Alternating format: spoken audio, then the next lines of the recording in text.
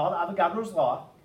If you have two gases that are the same volume, as long as they're at the same temperature and pressure, they'll have the same number of particles inside. And that law was developed, I think, from him doing reactions and finding out the ratios in which things will react. He was kind of building on John Dalton's first atomic theory. And so, yeah, this was a big-time discovery. So what Avogadro was saying was, if you increase the number of moles of gas in a container, the volume also will increase. Remember, the temperature and pressure have to be the same. So Avogadro's law is boiled down to an equation that looks like this. V equals some constant times n. So we've seen three equations. What do you notice about the three? And they're all solving for volume, aren't they? In each case, it's V equals something. And there's three Ks. Yes. The three Ks are not related to each other, but they are constant numbers. They're proportionality constants. All right. Now, let's put these three together. And up here, if the volume is equal to, according to Boyle, K times 1 over P, according to Charles, K times T, and according to Avogadro, K times N, then we can put these three equations together, and N times T over P, N and T are both in the numerator, P is in the denominator. If they're all determined and multiplied by some constant, that would equal V. I remember that equation.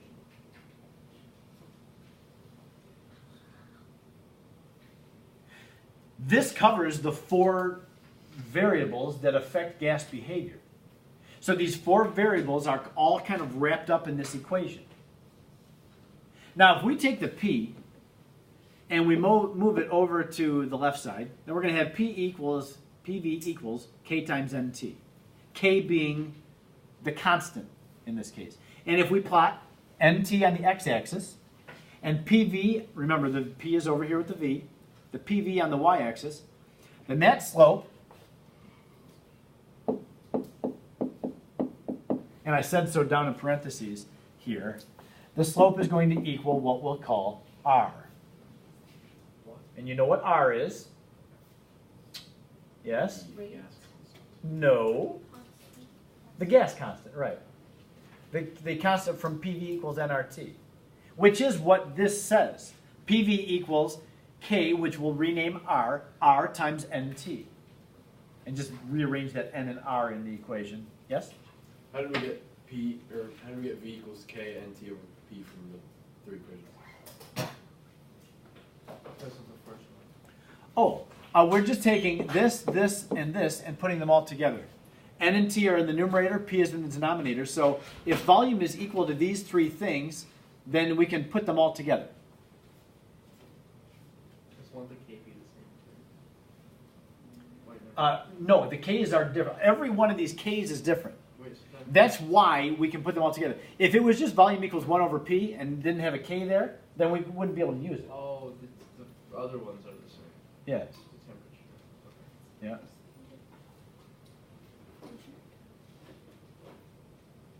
So because V is proportional to 1 over pressure, it's proportional to temperature, and it's proportional to N, then it's proportional to NT over P. And that constant of proportionality is what we'll call K. That wraps those two quantities together. So just one other thing about this, and that is the value on R. You remember what R is? 60? Do you remember it? 68. No. 62.4. 62.4. Now, what's the unit on that? That's what our pressure is in millimeters.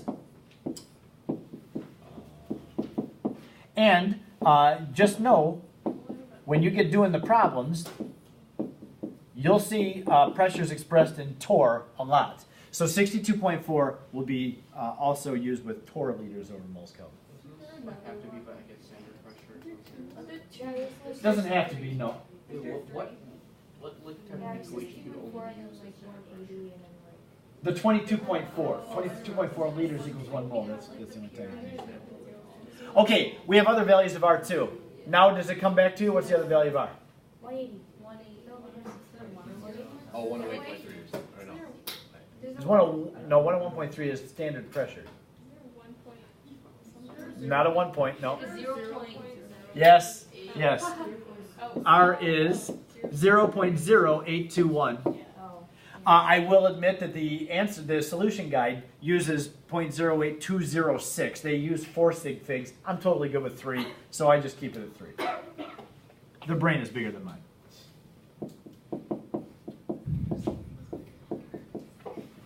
Instead of having just a bigger brain on the left side, just be Yeah, I think so. Maybe that was Avogadro's problem. Maybe the left side was kind of impeding on the right side. Maybe he had a break. Pushing out of his head. One other value of R. Yes, it's 8 point. Who said that? Do you remember it? Very nice.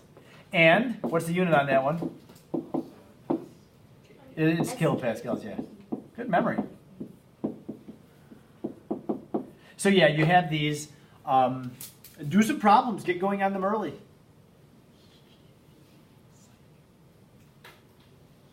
I'll just give you a quick overview of the physics ideal gas law derivation.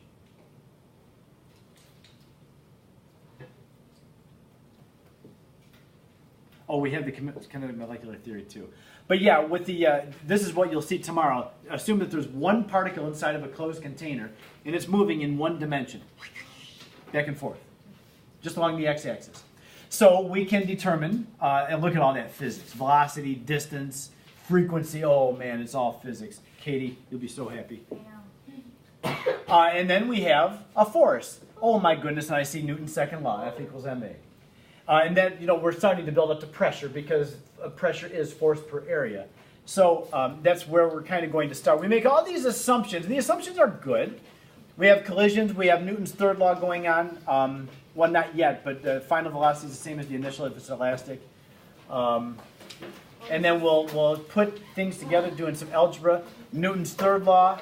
The particle hits the wall's hitting back on the particle, so it feels that. So yeah, you'll do all this with Mr. Hevel. I see that we're kind of building up to kinetic energy there. You see an mv squared term. So there you go. If you're normal, you're welcome just to stay in the room tomorrow. And you don't have to go listen to the physics presentation. All right, my friends, have a nice today and tomorrow, and I'll see you Thursday. Sorry. Again, Northwestern University Counseling Office. You do one or one, you look back together. There's a trade-off. Yeah. All my